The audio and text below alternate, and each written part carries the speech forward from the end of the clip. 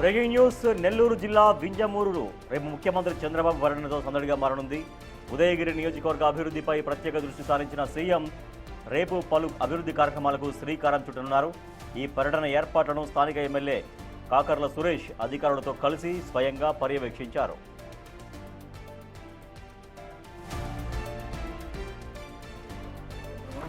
ముఖ్యంగా వింజమూరు ప్రాంతాన్ని ఏళ్ల తరబడి పీడిస్తున్న తాగునీటి సమస్యలకు చెక్ పెట్టేలా పాతూరు చెరువు ప్రాజెక్టును సీఎం పరిశీలించనున్నారు.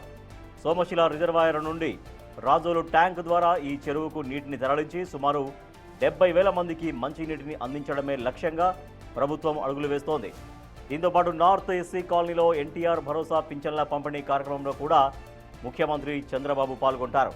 సీఎం రాక సందర్భంగా వింజమూరులో పటిష్ట భద్రతా ఏర్పాట్లు చేయడమే కాకుండా టీడీపీ శ్రేణులు భారీ ఎత్తున స్వాగత ఏర్పాట్లు చేస్తున్నాయి. 1వ తేదీ బుధవారం మన గౌరవ ముఖ్యమంత్రి శ్రీ నారా చంద్రబాబు నాయుడు గారు 10 గంటలకి ఇక్కడికి విచ్చేస్తున్నారు. ఇది ఒక చారిత్రాత్మకమైన రోజు అని చెప్పుకోవచ్చు. ఉదయగిరి నియోజకవర్గ ప్రజలకి కానీ వింజమూరు పట్టణ ప్రజలకు కానీ వారు వచ్చే టైంకే మనం ఇక్కడ కొంత వర్క్ చేయడం జరిగింది. వర్క్ చేసి సార్ దృష్టిలో పెట్టాలనే ఉద్దేశం. ముఖ్యంగా మనం రేపు ఫోకస్డ్గా ఒక సమస్య సార్ దృష్టికి తీసుకెళ్లబోతా ఉన్నాం.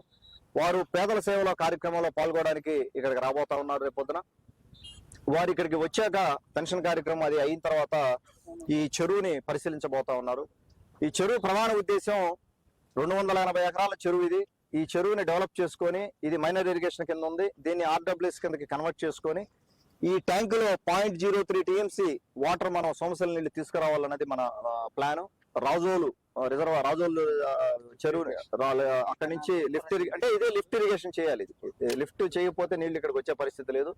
రాజోలు ట్యాంక్ నుంచి దానికి ప్లాన్ అంతా రెడీ అయింది. అక్కడి నుంచి నీళ్లు ఇక్కడికి తీసుకొని వచ్చి 0.03 టీఎంసీ నీళ్లు ఇక్కడ స్టోర్ చేసుకొని ఈ నీళ్లు మన ఉదయగిరి ప్రజలకి దాదాపుగా 35,000 మందికి ఫేజ్ 1లో ఉదయగిరి ప్రజలకి ఫేజ్ 1లో 35,000 మందికి, తర్వాత ఇంకొక ఫేజ్ 2లో కూడా దీన్ని మళ్ళా డీపెన్ చేసుకొని దీని కెపాసిటీ పెంచుకొని మళ్ళా ఇంకో 35,000 మందికి, అంటే చుట్టుపక్కల ఉన్న పంచాయతీలన్నీ కూడా కలుపుకొని 35,000 మందికి మనకు నీళ్లు ఇచ్చే పరిస్థితి ఉంటుంది. కాబట్టి ఇది ఒక మంచి ప్రాజెక్ట్ కింద తయారవుతా ఉంది.